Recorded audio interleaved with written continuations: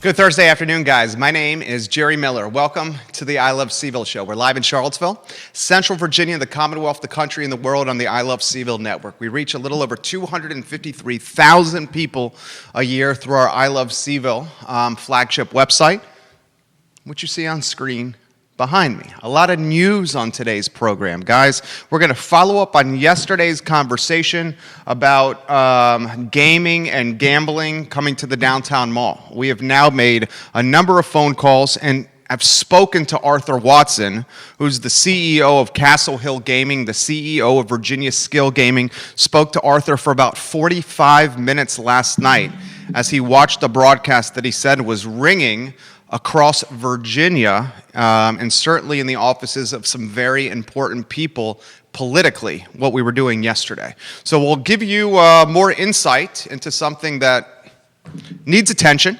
We'll talk about the future of fall sports in Charlottesville at the University of Virginia.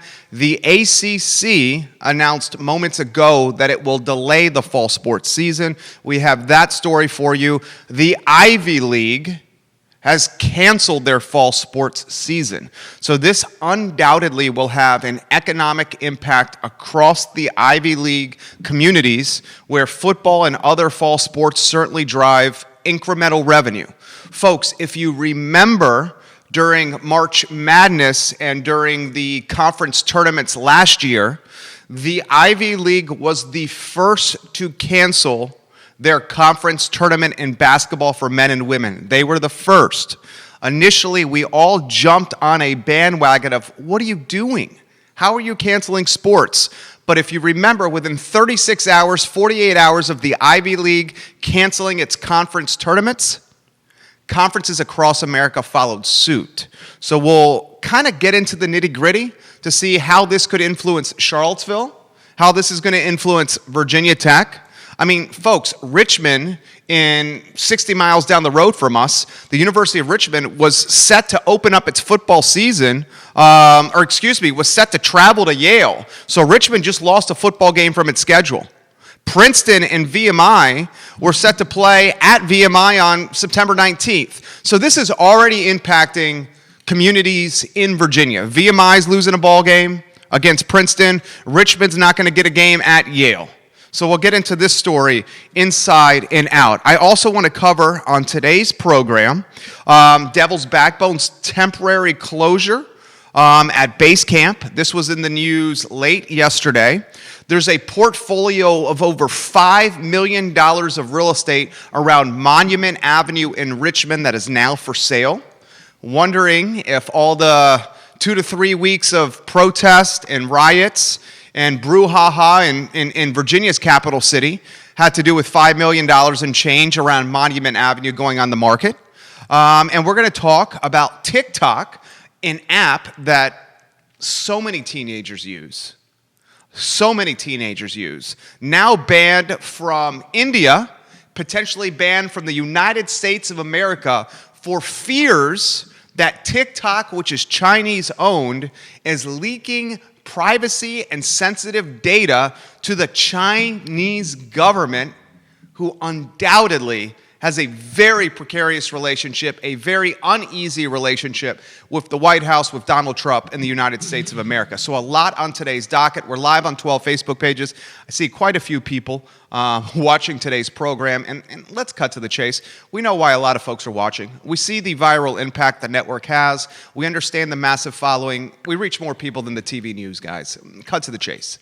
So yesterday we talked about, on this very show, a photo from inside Prime 109 that showed a number of slot machines in the dining room.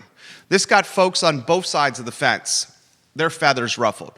I probably have, and I think we counted at 9:10 this morning, 114 different emails, text messages, phone calls, or direct messages from business owners around downtown Charlottesville, in the city of Charlottesville, and in Central Virginia, thanking us for bringing this to people's attention.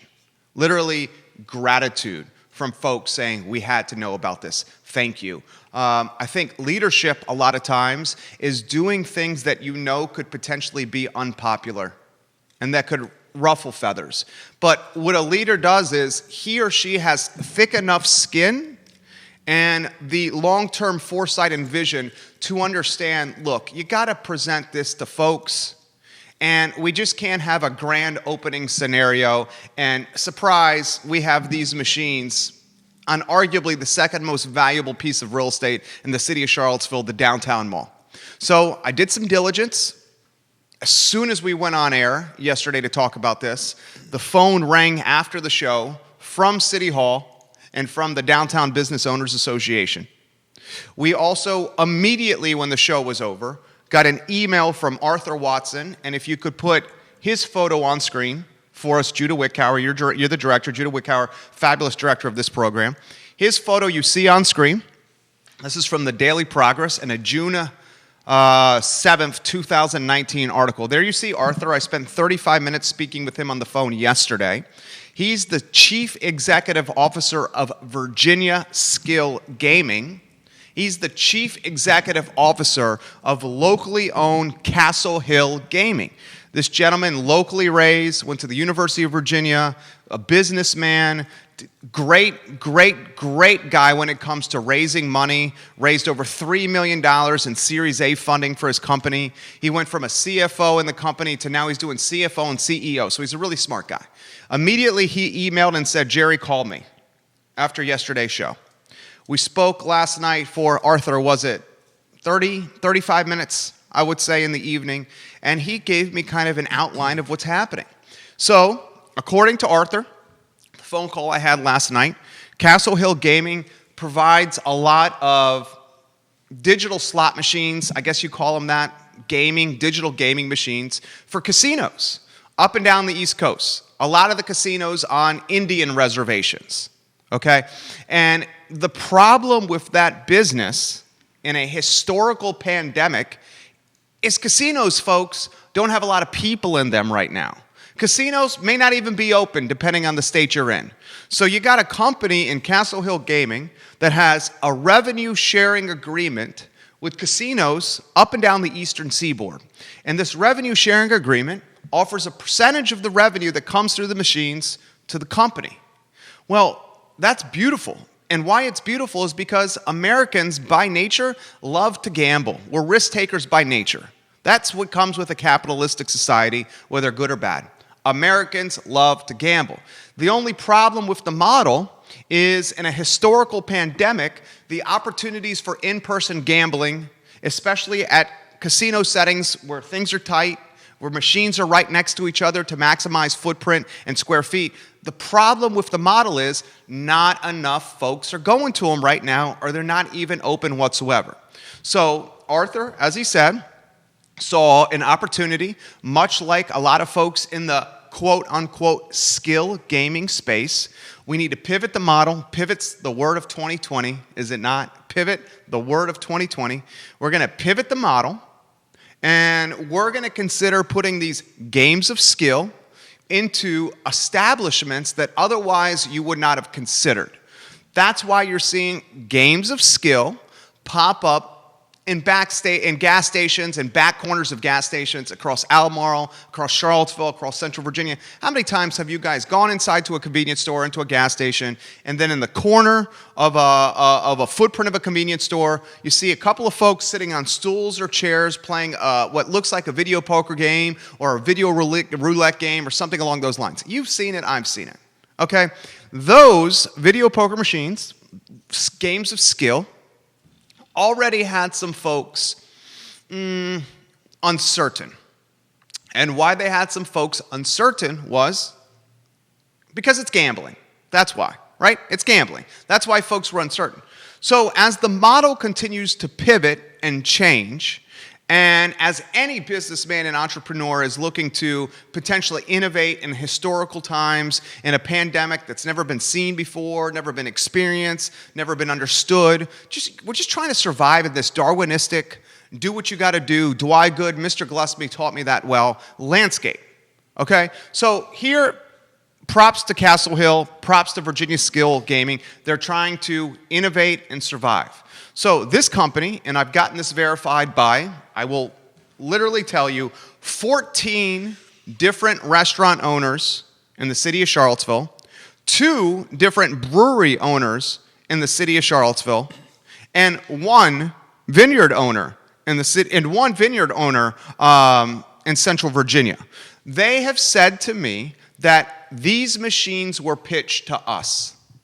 These machines were pitched as a way to drive incremental revenue, as a way to do a rev share, a joint venture with the company, where we could potentially drive more money to our bottom line. And every small business in America needs money, needs innovation, needs incremental dollars. Incremental dollars, in a lot of ways, the most important for any business model. Those are called new dollars. That's what incremental means. Every restaurant said no. 1 said yes. That's Prime 109. So yesterday on yesterday's show, and it got an activity of attention and an activity of swirl on social media. So yesterday on the show, I posted a photo about, and I asked about the machines in the restaurant, and I asked this question: is a gambling parlor coming to the downtown mall? That's it. Next thing you know, ownership interacts with the post. Next thing you know, Charlottesville City Council are literally calling me asking for more information. City Hall, what do you know? What's happening? What's in there? What do you mean this is going on? They have what, where, and who? Literally, what I'm being asked. Downtown Business Owners Association, arguably one of the most influential lobbying associations in Charlottesville, the Downtown Business Owners Association, reached out to me. Please, please, please cover this. Please. Merchants, restaurant owners, venues alike asking, almost begging for this to get attention. So I post a photo. What's going on here? What's happening? Next thing you know, ownership interacts with the comment. I invited ownership to the show.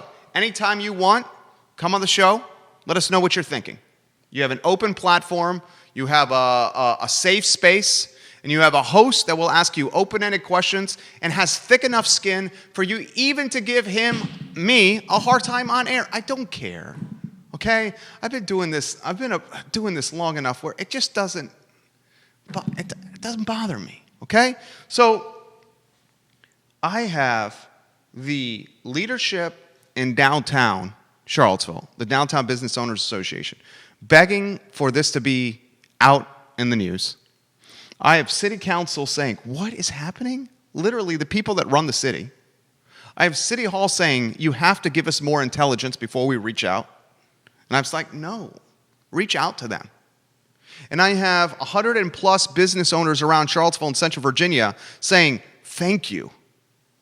Thank you. This is not what Charlottesville needs right now. So I'm going to take a different look at things today. And I'm going to take a look at it from the eyes and the perspective of a business trying to survive. I respect any business that innovates, that thinks outside the box, that's willing to take a risk and chances, any business that is willing to do what you gotta do to survive. Where the concern and the issue undoubtedly rests is the gambling situation and the fact that it is on arguably on the fact that it is on land that is the second most valuable in Charlottesville, second most impactful. Tourists, parents, locals, kids, everybody's here. Everyone's downtown. Everyone. So here's why this became what it became. The story was not managed properly by folks doing the innovation. On top of that, this was one of the worst kept secrets out there. So you have, I got 8, 9 photos I can show you from inside, but I'm not going to do it. Photos being sent left to me from different people that they saw this, they heard this. Thank you for bringing it up. I'm not going to put it on screen. My suggestion, as someone who owns a branding and advertising agency, has been doing this for 12 freaking years, as 35% of our business is in New Jersey. Another 15% in North Carolina, folks. Okay? So, as someone who's been doing this for a long time, you get ahead of the story before the story gets ahead of you. I have no problem with innovation. I have no problem with taking chances. I have no problem with taking risks. I have no problem of doing something that may be even seen in the gray area as long as it's legal.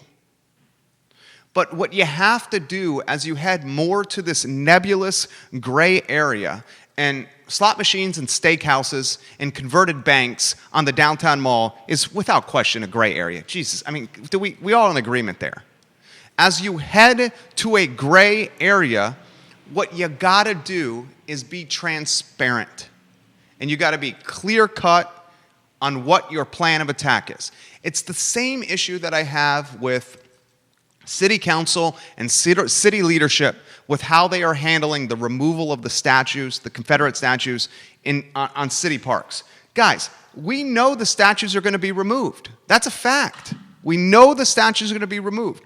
All we're asking from leadership is for transparency on how they're going to be removed. Here's the plan of attack. We're going to do this one first, this one next, this one third. We're going to do it at this date, on this time. We'll have potentially a ceremony for people to say what they want or not say anything at all before they're taken down.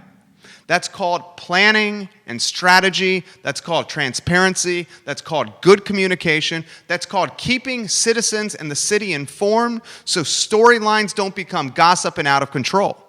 I'm encouraging, imploring, and begging, 3 different emotions, 3 different verbs. I'm encouraging, imploring, and begging city council and city leadership to give us the transparent, communicative plan of removing these statues from a city we all love. Same concept. You're bringing machines that people otherwise think of casinos and Indian reservations or the back corner next to the bathrooms at a gas station in the sticks, and you're bringing them to a converted bank, arguably one of the most iconic properties on the downtown mall, owned by Hunter Craig, who he himself started Virginia National Bank and owns a third of the University of Virginia corner. So this is a huge guy in the game. One of the big-time guys in the landlord game. One of the big-time guys in Virginia. Very few people, and Hunter Craig is one of them, is able to get land that he owns with other businessmen in Albemarle County and get that land, which in 2008, 2009 was scheduled for massive development.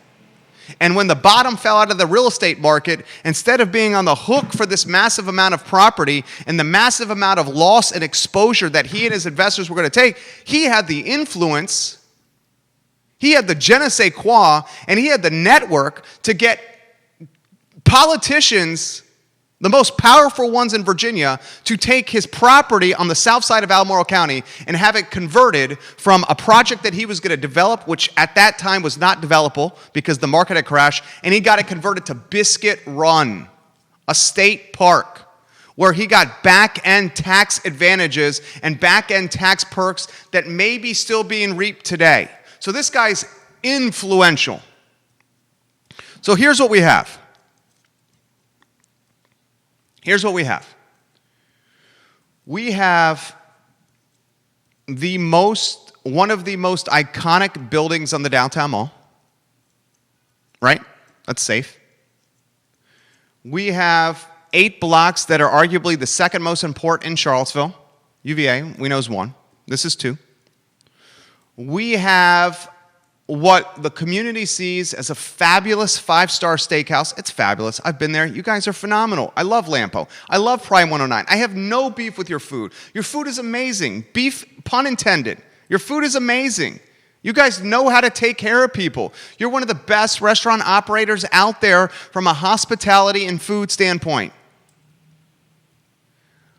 But what was happening was the text messages, the photos were flying everywhere, and people were saying, "What the hell is going on, Jerry?"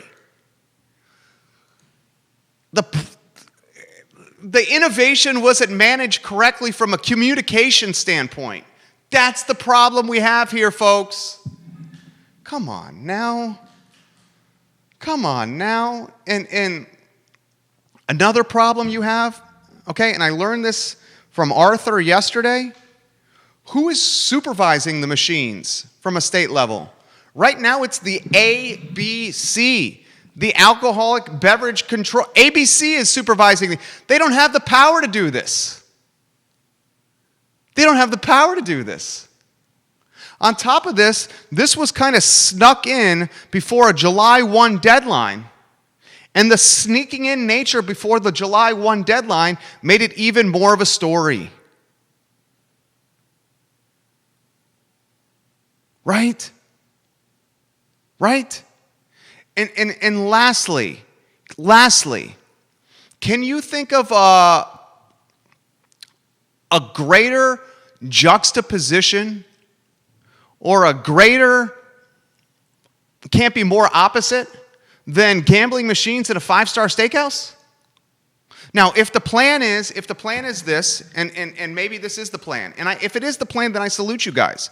Maybe the plan is just like retail, you now are having to innovate your business model in brick and mortar retail from less take a pair of jeans off the rack, take a shirt off the rack, take a jacket off the rack, put it in your cart and check out. Now the successful retailers are doing experiential retail. And experiential retail is a separation point for successful retailers and non-successful retailers. Experiential retail is stuff you can only get at a location. As opposed to stuff that you can get online. The businesses that are only selling stuff in their store are losing the battle to Amazon and to online. That's why you see Brooks Brothers now filing for bankruptcy. One of my favorite brands, Brooks Brothers, now filing for bankruptcy. Okay? So what we're seeing with successful brick and mortar businesses is the experience being more prioritized. So maybe the concept is this. Just like we're seeing with retail at the Happy Cook. What is the Happy Cook doing? Guys, come to us. Take some classes at the Happy Cook and Barracks Road Shopping Center. Okay? You can come to the Happy Cook and Barracks Road Shopping Center. You can learn how to cook a fabulous meal, and then you can use the equipment that you cooked in this classroom for this fabulous meal, and you can buy it and go home and duplicate the efforts at your home. It's beautiful, and it's brilliant, and it's when it's going to keep the Happy Cook successful. Take another experiential retail success story. Animal Connection in the McIntyre Plaza that's moving to X Park. Patty Zeller has grooming. Patty Zeller has a self-serve dog wash. She's going to have a partnership with an in-house trainer. She's going to have educational classes for you to learn about the product you're buying before you buy the product itself. She, like Monique Moshier at the Happy Cook, is a curator of brands, and she passes that knowledge on to you so you can have an experience that is unlike something you can have at Amazon. So maybe the concept is this restaurant, as it's trying to survive, and everyone that's watching this program, 5-star white tablecloth, $75 to $125 a head business models in the restaurant space. They're like the Tyrannosaurus Rex. They're like the T-Rex. Okay? They're basically extinct. Okay? So maybe the concept is, let's create an experiential dining environment where folks can have a nice craft cocktail and have some really good food while playing games that no other business, no other restaurant can offer in this nice type of setting. Great. Awesome. Smart. Like it. I'll be there. Bourbon, a steak, a potato, 45 minutes to an hour of gambling beforehand before my table's ready. Brilliant. Love it. Tell us. Explain it. Be transparent. Be communicative. Let folks know what's going on.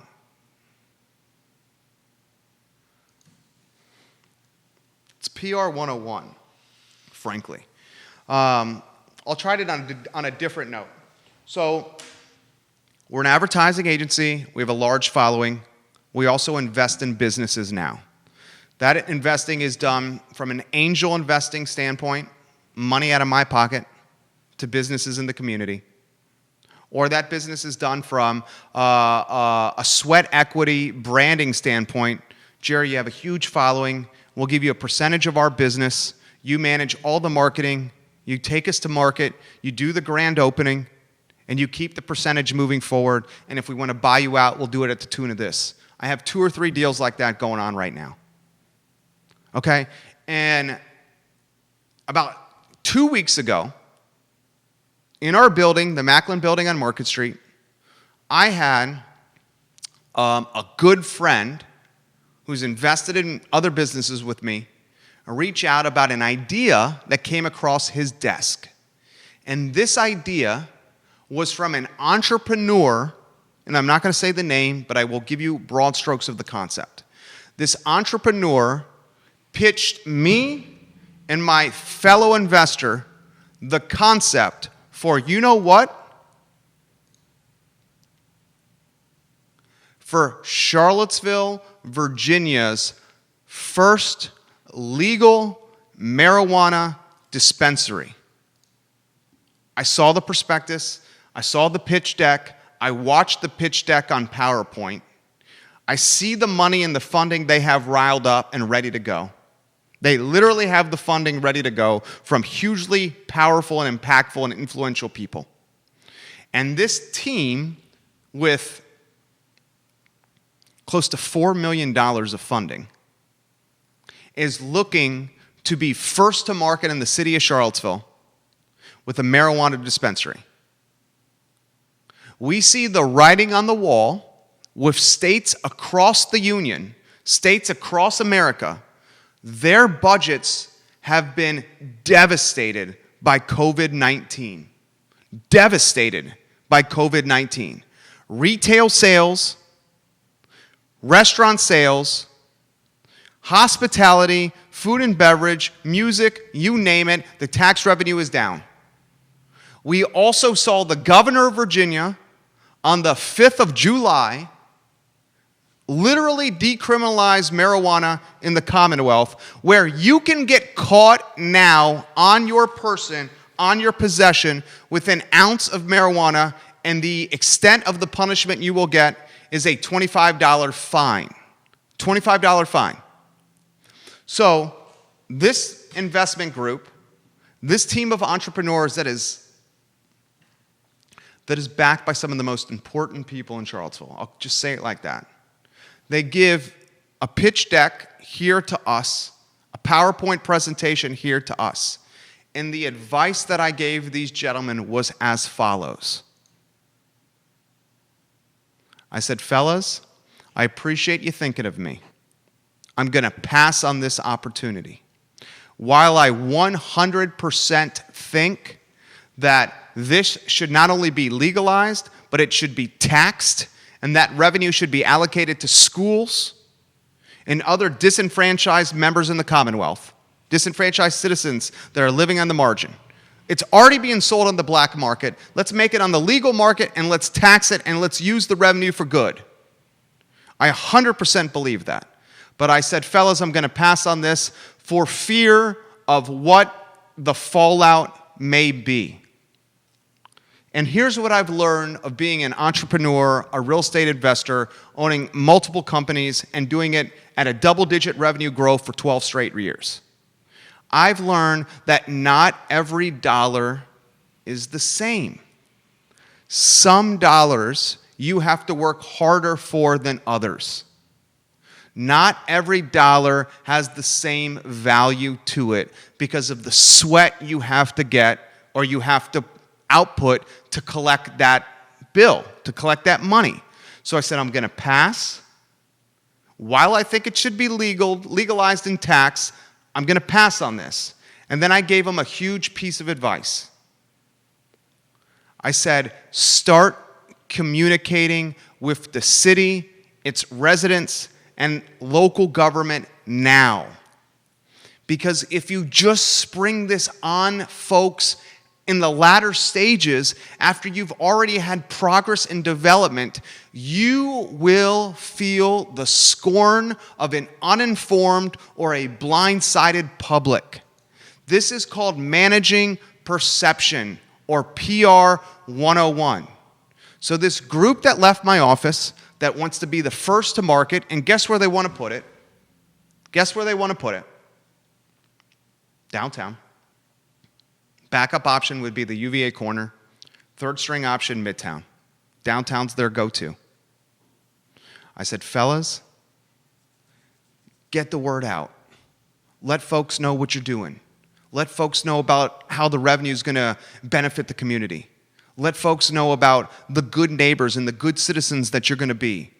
Keep the rumors from spreading and get ahead of it now. And manage the story before the story manages you.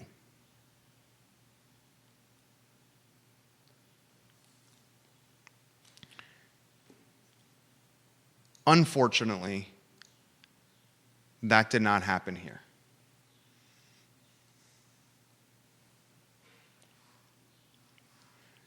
And I think that Charlottesville, and a mall that I love dearly, not only to take my son and wife to, not only to meet friends, not only to have good food, good drink, not only to listen to good music. I got 27 tenants and close to 10,000 square feet, a half a block away from here. Like everyone here, we have skin in the game. Huge skin in the game. And there's nothing I want more than positive, heady, good vibes in this city, in particular, these 8 blocks. So we built this around.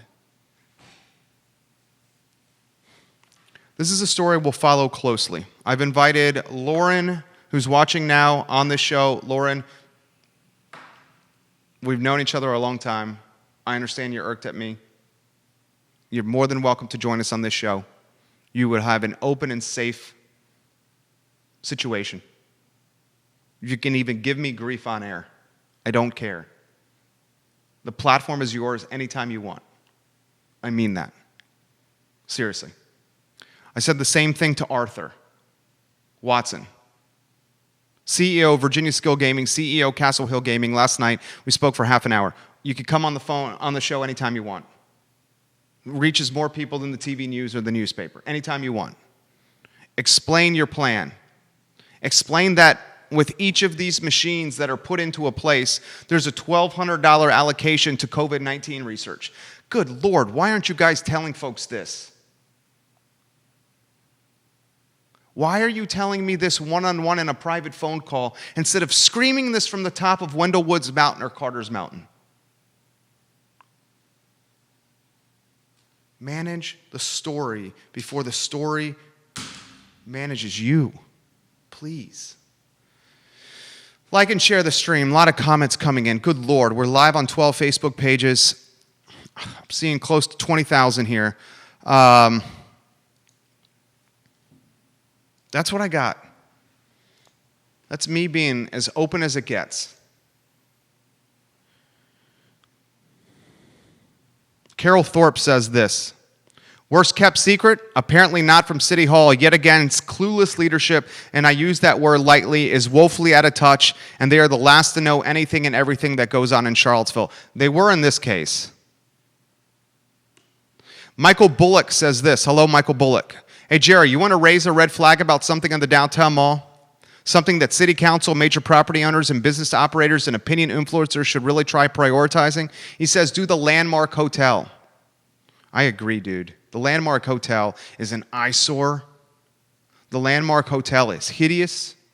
And the fact that first-time people that visit Charlottesville walk down these 8 blocks and they see Johnny Dewberry, the extorting emperor of empty lots, Johnny Dewberry, in his hideous, dilapidated, rat-infested, graffiti-monikered structure, still looking how it is just pathetic. It's pathetic. But what opportunity do we have? Okay? City council and city leadership can't call it a blighted property. They cannot eminent domain it. They're basically going toe-to-toe with a guy worth a couple $100 million at a time when the city has no money. Johnny Dewberry, the extorting emperor of empty lots, is paying his taxes on the property, and I believe Rory Stolzenberg, who's educated me on this multiple times, he's a city planning commissioner, I believe that yearly payment is like north of $60,000. So the dude is paying his taxes. Apparently he's meeting code of what it can look like. And he's going to wait and wait and wait and wait to do something with this property until the city bends over backwards and offers him ridiculous tax rebates that he cannot turn down. And that's what the extorting emperor of empty lots does. He leaves properties hideous and heinous and horrible, and he says, give me the tax rebates to make this property not hideous, heinous, and horrible. And right now, the city can't do that, or the city won't do that. So we're stuck with this. I would love to rally around the extorting emperor of empty lots and pressure him to do something of the Landmark Hotel. Because right now, he's just jerking us around. And those are facts. More comments coming in. This is coming in from Danny. Jerry, I love the show. I saw what happened yesterday on your Facebook page when it came to you in the photo. You were 100% right. Leadership is saying and doing things that sometimes are not popular. And what you did yesterday showed all the business community in Charlottesville that you're committed to the good of this town. That's all I did. And I appreciate you guys reaching out and letting me know that. I really, really, really do. If you want to respond or change the topic or get it, we're 40 minutes in, put it in the comments. I'll relay your perspective on air. If you disagree with me, that's fine. It's no big deal. We'll put them on air. Okay? I got other stories I want to get to. And this one should concern everybody that's watching this show. First, the ACC, and get the headline on screen from ESPN, has delayed the fall sports season to September 1. This comes on the heels of the Ivy League announcing fall sports cancellations across the board. So the Ivy League is not having fall sports. If you remember correctly, during college basketball, right before March Madness this past year, the Ivy League was the first to cancel at men's and women's basketball tournaments. And everybody was like, what are you doing? March Madness is sacred. March Madness is American as apple pie, as American as cold beer and apple pie and in a cookout in your backyard on the 4th. But as soon as the men and women's basketball tournaments were canceled by the Ivy League, within 48 hours, they were all canceled, including March Madness. My trepidation, my fear, when you have a league and you have institutions of this ilk, of this notoriety, of worldwide clout, my fear is this will influence other conferences across America. And today, within 17 hours of the Ivy League announcing the cancellation of its fall sports season, the ACC says we're going to delay fall sports to at least September 1. The ACC, the first of the power conferences to make an announcement of the delay of the fall sports season. This is what I think a cautious optimist, a man who uses reason a man who uses numbers, a man who looks ahead of where things are going in personal and business. I think this, as Charlottesvillians, as fans of the University of Virginia, as fans of Blacksburg and Virginia Tech, as fans of college sports, this is perhaps the best we can hope for. Fall sports and college football happening this fall, but with no fans in attendance. If we can have fall sports and college football happening this fall with no fans in attendance, we will be heartbroken, but we will at least have something. And if the season can actually transpire with no fans in attendance, there will be an economic pop in local towns and cities that cater to college sport, and that's everywhere. Fall sports and live sports, even in front of no fans, will help restaurants survive. They will drive incremental revenue at the local and grassroots level across America because that's how important these sports are. I am, however, terrified that presidents and boards of visitors and athletic directors will now say, oh, Harvard, Yale, Cornell, Princeton, University of Pennsylvania, et cetera, have canceled. Now this gives us an opportunity to do the same. And we saw that exactly happen with the men and women's college basketball tournament and in March Madness with the cancellation of the big time tournament. And when those things were done in March, when those tournaments were canceled in March, we knew a lot less than we know now. And when those tournaments were canceled in March, the numbers and the metrics from a COVID-19 standpoint were not spiking and were not driving the momentum they're driving today. These are facts, people. What we know in July versus what we know in March is a hell of a lot more. And the data we have in July versus the data we have in March is considerably more robust.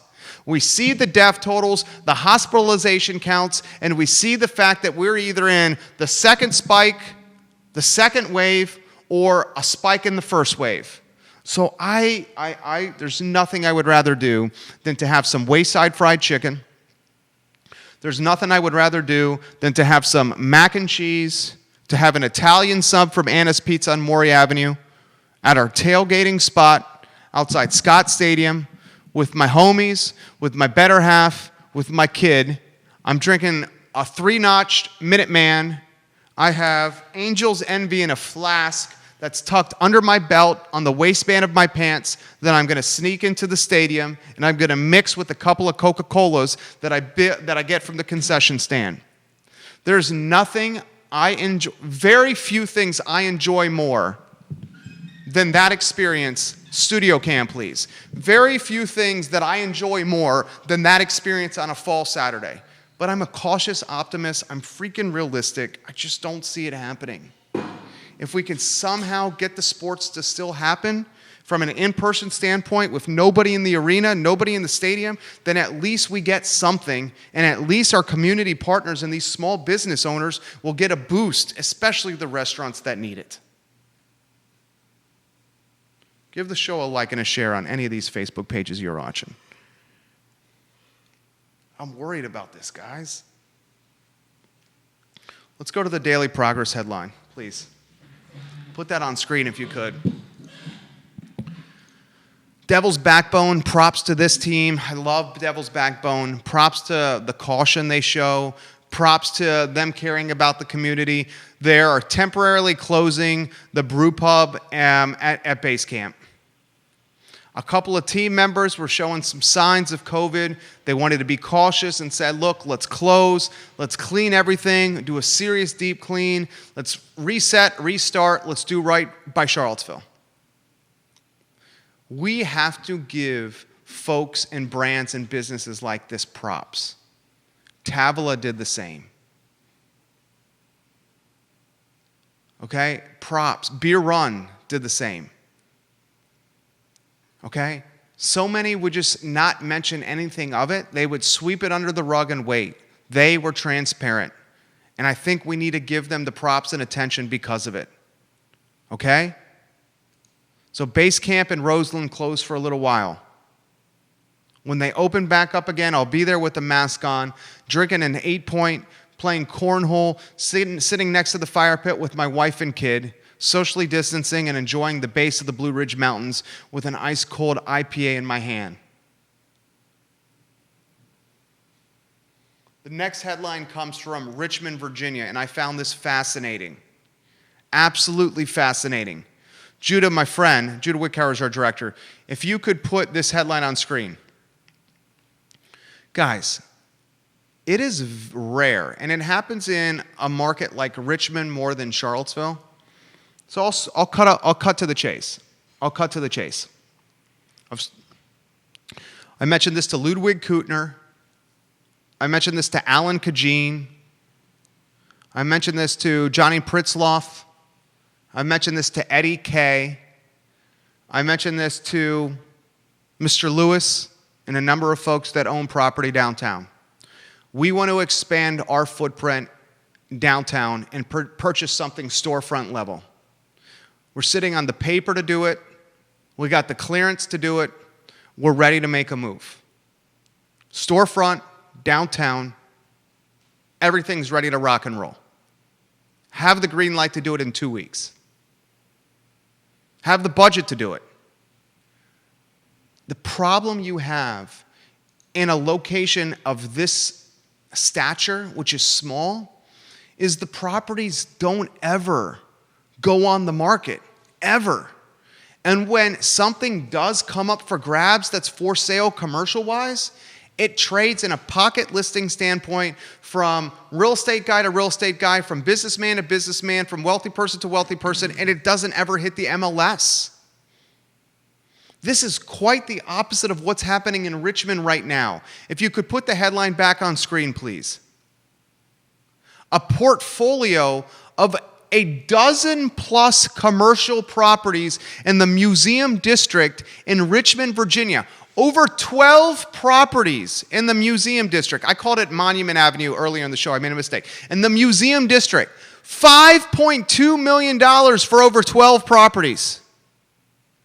$5.2 million for over 12 properties. The parcels, mostly in the 600 and 700 blocks of North Shepherd Street, had been under contract until earlier this year, but the contract and the deal fell through. There's a reason the Oliver Kutners of the world, Ludwig's son, pivoted from Charlottesville, although he's doing a massive project right between the mall and ACAC right now. But there's a reason he's going to Lynchburg. There's a reason why a lot of these developers are looking outside the city to places like Richmond. Because you have the opportunity to buy 12 properties at $5.2 million. I mean, that is less than $500,000 a property. That sounds like a lot, but it's not for commercial.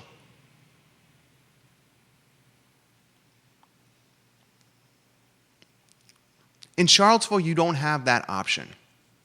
In Charlottesville, it just doesn't exist. They don't trade. They don't move. They don't change hands.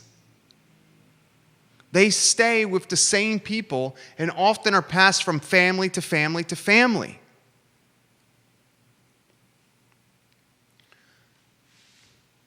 I think, and this is just one man's opinion, I think if we can get some youth or some younger property owners in downtown Charlottesville, that could be the start of the creative innovation needed to get these 8 blocks and the city in totality back on track.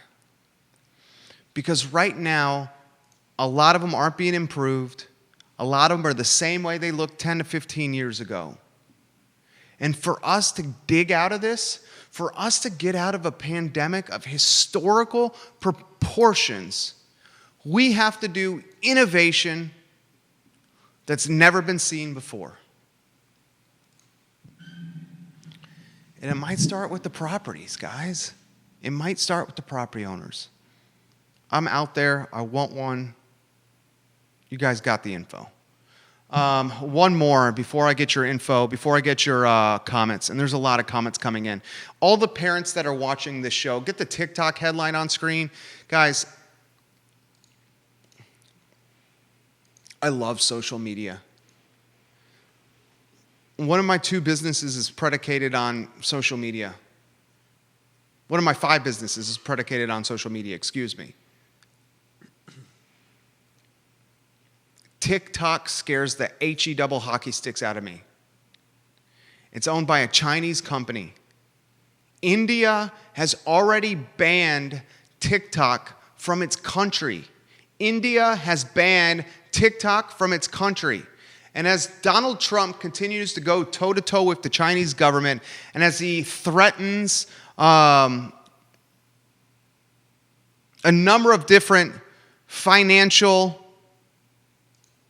applications and ramifications to punish the Chinese for what he sees as this COVID debacle worldwide, the relationships between these 2 countries are getting worse and worse and worse, to the point where the country, our country, where America, where the United States is this close from banning the app in this country, for fear the Chinese are leveraging the data and the privacy and the sensitive information we put online against us. The reason I bring this up to you is the parents that are watching, and I know it's an abundance of them. Be mindful of this as your son or daughter are spending hours on a platform that is owned by the Chinese. This is not getting better. It's getting worse. And the man that's fueling it is certainly the guy in the White House. Follow it closely, please. Give the show a like and a share on any of these 12 Facebook pages. Give it a like. Give it a share. Johnny Ornalis is watching. He owns the Guadalajara and Fry Springs at JPA. Johnny's also opening a fabulous restaurant in Zion's Crossroads. What's the name of the restaurant, Judah, on Zion's Crossroads? Let's go to the Judah camera. I'm testing you to see if you're paying attention. With the, you know it off the top of your head? So close. Man. You look it up. It's like Alhambra or something like that. Johnny says this: the ABC nor the health department have staffing to control anything. It's like the Wild West out here. And I also learned that on a show we do on Thursday mornings, the Virginia Wedding and Event Showcase. It stars Barbara Lundgren, the fairy godmother herself of Barbed Wired. And folks, the Department of Health is asking the individuals on the wedding supply chain, the event planners, the venues, the band leaders, et cetera, et cetera, et cetera. The health department is asking the vendors on the supply chain for wedding and events to be the police because they don't have the resources as a health department to make sure these events are being done properly.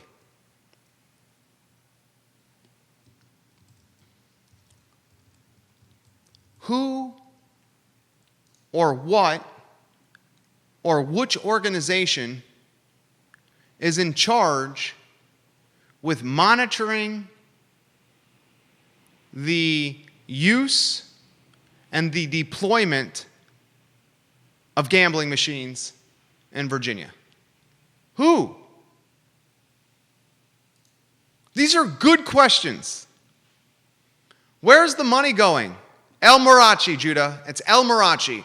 Zion's Crossroads, El Marachi. Phenomenal spot. Took over Lito's Pizza, took over Burrito. El Marachi and Zion's Crossroads. This place is going to be impactful for so many folks on the east side of Albemarle County and certainly the folks in Fluvanna and Louisa. El Marachi, Zion's Crossroads. I ask this question. How's the revenue shared for machines? Which Virginia department is going to control or track the deployment and use of these machines? The legislation is so vague that it's like the Wild West out there. And that may be why when you go to your favorite gas station, you see 4 or 5 of them crammed in with people playing like it's video crack. You've all seen it. These are fair questions. I want to get to some sizzle reels. Yesterday we had a fabulous teacher on the show. Her name is Shannon Gillikin. She's the kindergarten teacher from Jackson Via Elementary. And Shannon, along with 150 other teachers, endorsed a letter sent to school board basically saying, guys, we need to do virtual learning. She was powerful and influential and well-spoken and just knocked my socks off on yesterday's program. I'm going to play 2 highlight clips from the interview from Shannon. The first one, what do you want from the school board? What are you asking as a teacher group from school leadership for the fall semester? Judah, do you have that sizzle reel ready to go? Yep. Let's play What Do the Teachers Want from yesterday's show, please.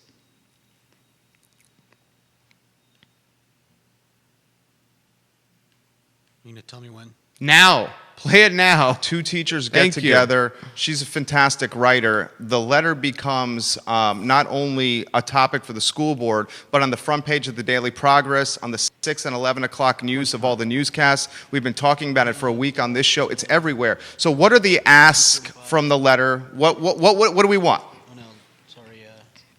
Yeah, so we had our main ask was that the school board consider pivoting to virtual learning now in a proactive rather than a reactive way. So, in March, we closed on March 13th and we never saw our students again. And it was such a scramble, such a steep learning curve for everyone, for kids, for parents, for teachers. No one wants to do that again. No one.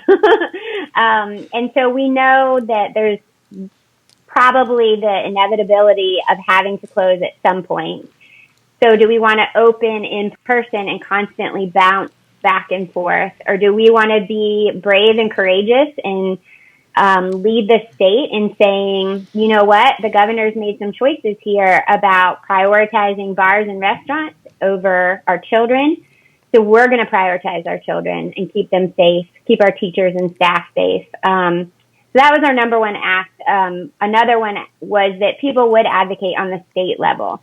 Our governor is in charge of the conditions under which we have to do school. So let's make those conditions as safe as they can be.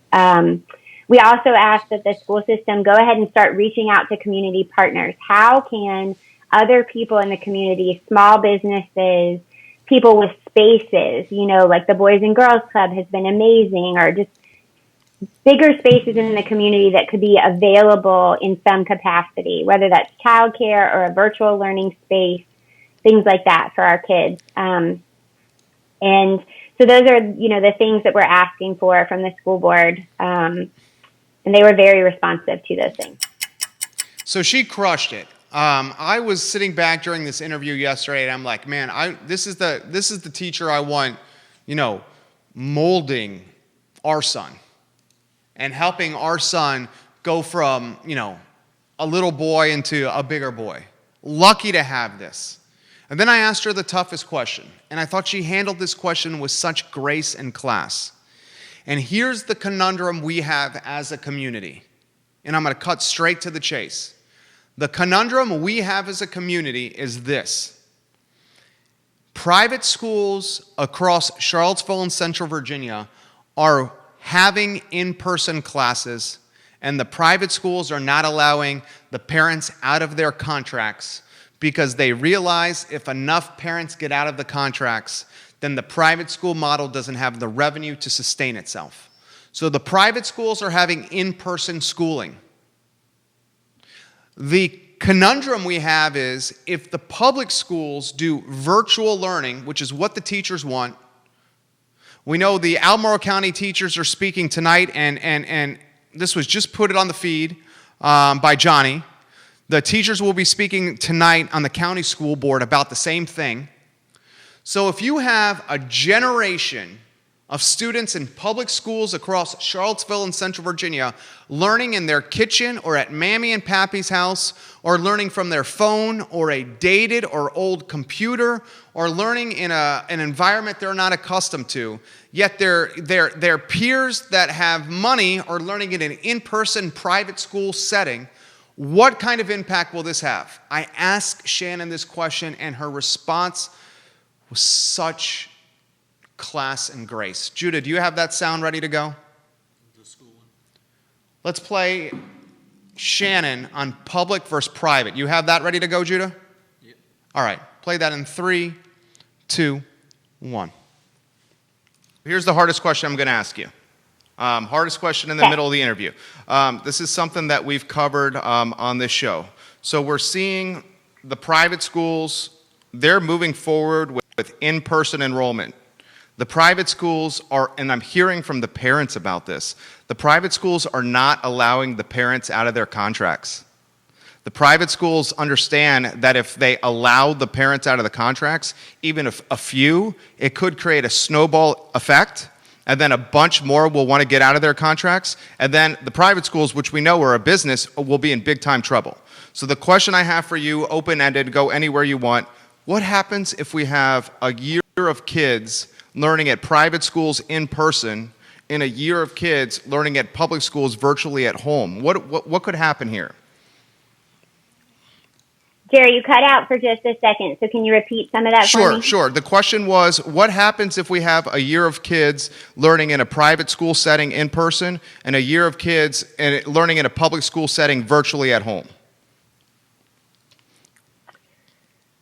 I'm seeing a lot of people point to this kind of fear of, well, what if people leave for the private schools?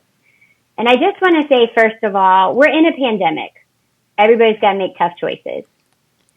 However, every student who leaves for private school and homeschooling, our school loses that funding tomorrow for this year's budget. So the choice that families make to remove their student is not just a choice that benefits their child, it's to the detriment of other children. I must throw that out. That's a good point. I think that, first of all, I'm not in competition with private schools. I refuse to be. They are different situations. They're different numbers. They're completely different populations. I am 1,000% in support of educating all children. Private schools don't do that.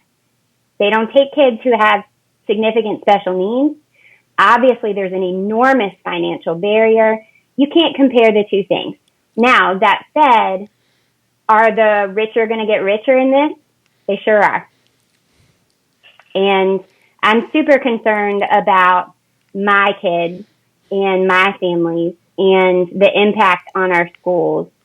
And I am super proud of people who are choosing to remain committed to public schools when something is hard. So, you know, families make your choices. Private schools, you do you. You're not us. She's amazing. Shannon, I'm going to say it again. You're amazing. Seriously. Lucky. Charlottesville is lucky. Central Virginia is lucky to have you guys in the community, Shannon. I really, really mean that. I'm gonna straight up say it. I stand with the teachers. I stand with the teachers. And I know this is an opinion that my mind has even changed on this, and it's changing a lot because of Shannon. I mean, there's no right answer here. School board member Juan Diego Wade said that. Any decision we make, he said, is going to make someone upset with us.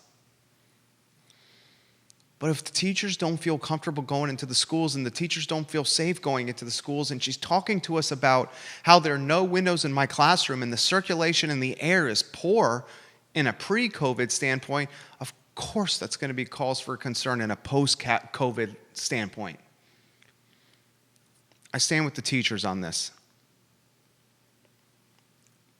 And in yesterday's program, Jamie Schwartz, who's watching, Jamie Schwartz, and I think a lot of other business owners may step up to this accord. Jamie said, Picasso Swig and 5th Street Station is open for you teachers and the parents and the students if you need it for a classroom standpoint. And maybe that's what we see.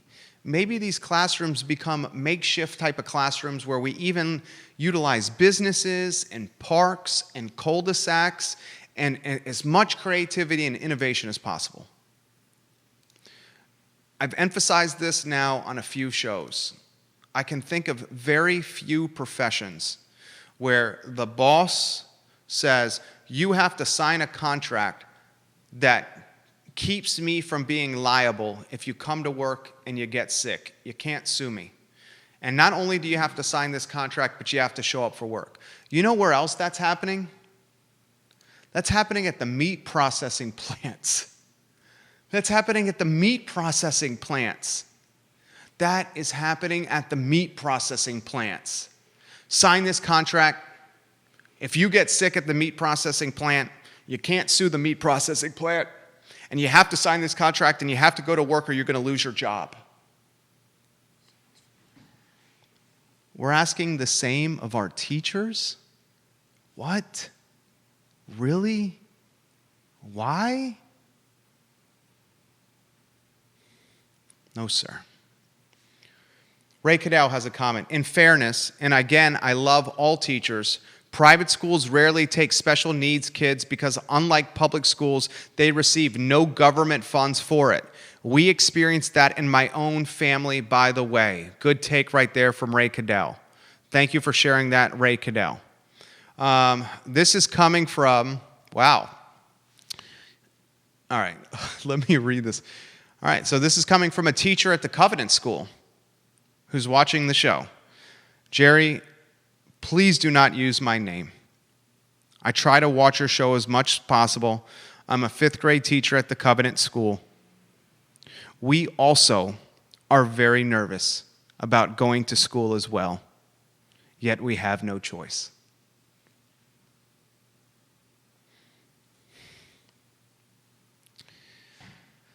Oh, man. There's no right answer here. There's no right answer here. What we're left is with collateral damage. And the collateral damage we're left with is picking the best of a bad situation. That's what we're at here. Deciphering collateral damage and trying to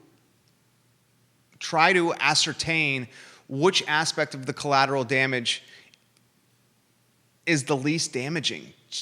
And that's where we're at with our kids. Wow, this was going to be an abbreviated show, and we're 10 minutes over. First time I looked at the clock, it's 1:40. This is the I Love CVille show. I have to get to a TV commercial shoot. We're going to be back here on Friday at 12:30 p.m. on the I Love CVille show. Tomorrow at 10:15 a.m. is Real Talk, powered by the Yes Team Realtors. Real Talk is an insider's look to real estate life and the pursuit of happiness with Keith and Yona Smith. That's at 10:15 a.m. tomorrow, and the I Love CVille show tomorrow at 12:30. Be, guys, an informed community, an educated community, a communicative community, a community that embodies the golden rule, and be a community that understands and is aware of things that are happening, because it certainly will impact all of us. That's all we're trying to do here. I'm Jerry Miller. It's the I Love CVille show.